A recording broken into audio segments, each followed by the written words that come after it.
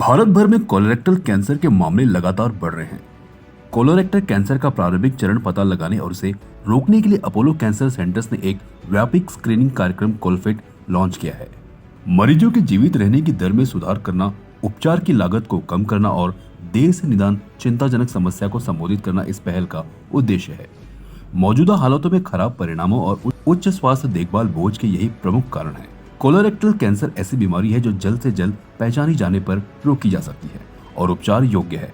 इसके बावजूद भारत में सीआरसी के अधिकांश मामले उन्नत चरणों में पहचाने जाते हैं, जिसकी वजह से मरीज के जीवित रहने की दर कम होती है और उपचार का खर्च बढ़ जाता है। कोलफिट वृद्ध और युवा दोनों के लिए सीआरसी स्क्रीनिंग का विस्तार करने पर ध्यान केंद्रित करता है, बीमारी की प्रारंभिक पहचान के महत्व पर जोर देता है। भारत में सीआरसी के लिए आयु मानकीकृत दर प्रति 1 लाख पुरुषों पर 7.2 और प्रति 1 लाख महिलाओं पर 5.1 है, जो काफी कम है। देश की आबादी 1 अरब से ज्यादा है। इस बात को मद्देनजर रखते हुए मामलों की संख्या काफी ज्यादा है। इससे भी चिंताजनक है कि भारत में पिछले 5 सालों में सीआरसी के लिए जीवित रहने की दर 40% से कम है। वैश्विक स्तर पर यह दर सबसे कम में से एक है। कोलोरेक्टल कैंसर के लक्षणों को नजरअंदाज नहीं किया जाना चाहिए। बॉवेल की आंतों में लगातार बदलाव, मलाशय से रक्तस्राव या मल में रक्त, किसी भी खास कारण के बिना वजन घटना और लगातार पेट की परेशानी आदि इसके लक्षण हैं। प्रमुख जोखिम कारकों में कम फाइबर वाला आहार, गतिहीन जीवन शैली, मोटापा, आनुवंशिक प्रवृत्तियां और परिवार में पहले से किसी को सीआरसी होना आदि शामिल है। इन लक्षणों और जोखिम कारकों को पहचानना बीमारी का जल्द से जल्द पता लगाने और रोकथाम के लिए महत्वपूर्ण है।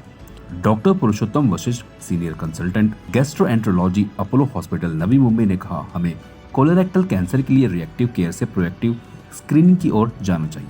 खराब आहार, गतिहीन आदतें और मोटापा जैसे जीवन शैली कारक सीआरसी के बढ़ते मामलों की वजह हैं। ज्यादा फाइबर वाला आहार, नियमित व्यायाम और सक्रिय जांच रोकथाम में महत्वपूर्ण भूमिका निभा सकते हैं। कोलफिट के साथ हम FIT के माध्यम से बीमारी की जल्द से जल्द पहचान को सुलभ बना रहे हैं। एक सरल नॉन इन्वेसिव परीक्षण जटिलताओं को काफी कम कर सकता है और परिणामों में सुधार कर सकता है। Doctor Deepak Kumar Gupta, senior consultant gastroenterology, Apollo Hospital Navi Mumbai ने कहा, कोलोरेक्टल कैंसर अगर समय रहते पता चल जाए तो सबसे अधिक रोकथाम योग्य और उपचार योग्य कैंसर है। अपोलो कैंसर सेंटर्स व्यक्तियों, विशेष रूप से उन लोगों से आग्रह करता है जिनके परिवार में सीआरसी या लगातार लक्षण रहे हैं, कि वे नियमित जांच को प्राथमिकता दें। नियमित FIT परीक्षण, समय पर कोलोनोस्कोपी और स्वस्थ जीवन शैली अपनाने जैसे सक्रिय कदम उठाने से कोलोरेक्टल कैंसर की बढ़ती प्रवृत्ति को रोकने और अनगिनत लोगों की जान बचाने में मदद मिल सकती है। अल्कोहल जिनका कंजम्पशन ज़्यादा है, स्मोकिंग कंजम्पशन ज़्यादा है, तो ये लोगों को आगे बढ़ के अपनी स्क्रीनिंग करानी चाहिए। हमारे देश में ऐसी कोई व्यवस्था नहीं है कि वो स्क्रीनिंग प्रोग्राम कर सकें, क्योंकि पैसा नहीं है। तो इंडिविजुअल बेसिस पर, ऑर्गेनाइजेशन बेसिस पर हम थोड़ी जागरूकता ला सकते हैं कि ऐसे लोग आगे आएँ।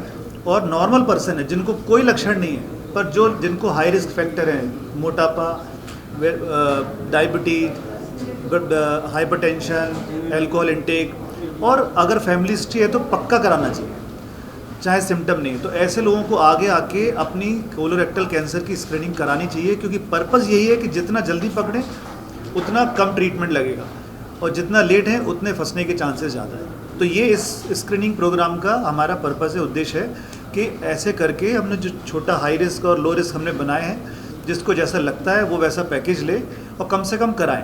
अच्छा, ऐसा भी नहीं है कि ये करके बिल्कुल निश्चिंत भी हो गए कि चलो कुछ नहीं है, हमारा तो स्क्रीनिंग हो गया। ये स्क्रीनिंग प्रोग्राम डिटेक्शन रेट जो होती है, इसमें मान के चलिए कि स्टूल टेस्ट जो होता है, हमें वो जो नए टेस्ट आए जो हम कर रहे हैं उसमें डिटेक्शन रेट ज़्यादा है, 70 to 80%। नॉर्मल स्टूल टेस्ट जो होता है, जो बाहर करते हैं, उसमें 20% डिटेक्शन है। होगा भी तो भी पकड़ में नहीं आएगा। मतलब डिटेक्शन रेट मतलब होता है 100 लोगों में से 20 को अगर प्रॉब्लम है, 20 में ही दिखेगा ही नहीं बाकियों में, क्योंकि वो स्टूल टेस्ट इतना अच्छा नहीं है। जो नया स्टूल टेस्ट है जो कर रहे हैं FIT, इसमें डिटेक्शन रेट ज़्यादा है, तो मिस होने के चांसेस ज़्यादा है। और अगर किसी का पॉजिटिव आएगा तो उसके आगे टेस्ट कर सकते हैं। तो पर्पज़ है जितना हम नॉर्मल लोगों को जागरूक बनाएं कि भाई आगे आके अपनी स्क्रीनिंग कराएं, और अगर कुछ है तो उसको जल्दी पकड़ के ट्रीटमेंट करें। This is the target. Screening और इलाज में कम से कम कितना खर्चा होगा और ज़्यादा से ज़्यादा? देखिए, स्क्रीनिंग जो पैकेज बनाया है ना, बहुत ही रीजनेबल है, क्योंकि जो टेस्ट 1000 रुपये का बताया है वही की मार्केट में कॉस्ट करीबन 6000 रुपये। और जो दूसरा हाई रिस्क पैकेज है वो जो 11-12 हज़ार का है, वो कोलोनोस्कोपी अकेले 20,000 रुपये की होती है करीबन। तो वो हमने काफ़ी रीज़नेबल कॉस्ट में डाले हैं, सो दैट लोगों को इसके लिए आगे आके वो कराएं, उनको फाइनेंशियल कोई रीज़न ना हो कि हम ये नहीं करा सकते। पर्पज़ ये है।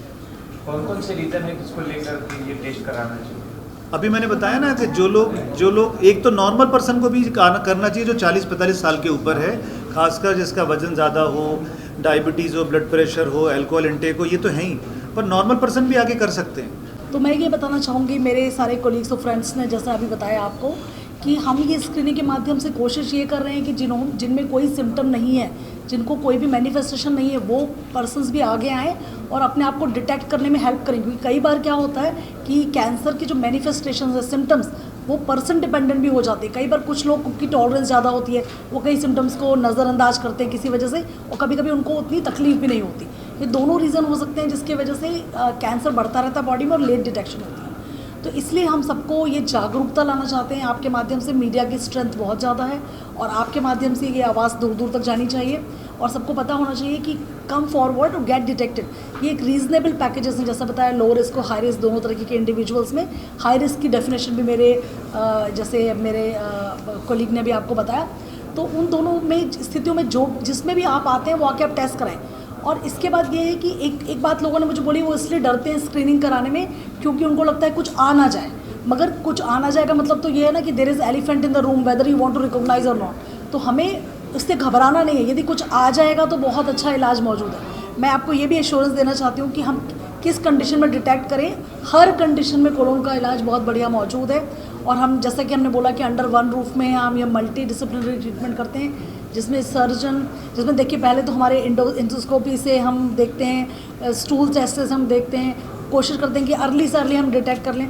उसके बाद यदि किसी वजह से वो बड़ी स्थिति में भी हमें पता चलता है तो भी हम मल्टी डिसिप्लिनरी ट्रीटमेंट के माध्यम से surgery, chemotherapy, targeted therapy, immunotherapy, radiation therapy, इन सब के माध्यम से इनका उचित सम्मिश्रण करके, इसका मतलब है कि जितना जिसकी ज़रूरत है जिस पद्धति की, उसका प्रयोग करके हम बेस्ट आउटकम ला सकते हैं। तो मैं आपको स्पेशली ये बताना चाहती हूँ कि ये जागरूकता भी लाइए कि घबराएं नहीं। यदि बाय चांस किसी वजह से आपका कुछ लेट हो गया, बीच की अवस्था में पहुँच गया या लेट अवस्था में भी पहुँच गया, जिस कंडीशन में आप आज हैं आप सामने आइए और हमें देखने दीजिए कि हम क्या आपकी मदद कर सकते हैं। सब कंडीशन देखिए अर्ली स्टेज में डिटेक्ट होगा, कम्प्लीटली क्योरेबल है। मगर इवन यदि बीच की अवस्था में या लेट स्टेजेस में भी डिटेक्ट होता है तो हम बहुत हद तक मरीज़ों को कंफर्ट तो कर ही सकते हैं और बहुत हद तक हम क्योर की तरफ भी ले जा सकते हैं, सारी उचित जो मोडालिटीज़ हैं उनका यूज़ करके। तो इम्यूनोथेरेपी, टारगेटेड थेरेपी, ये सब बहुत एडवांस थेरेपीज़ हैं, इनको एक्सपर्ट हैंड्स में ही होना चाहिए। तो हमारे पास प्रिसिजन ऑन्कोलॉजी की पूरी सुविधा मौजूद है। हम बेहतर से बेहतर जो दवाएं जो इंटरनेशनल गाइडलाइंस में, वो प्रयोग करके मरीज़ों का बहुत बढ़िया इलाज कर सकते हैं। तो आपके माध्यम से ये सूचना सब तक जानी चाहिए।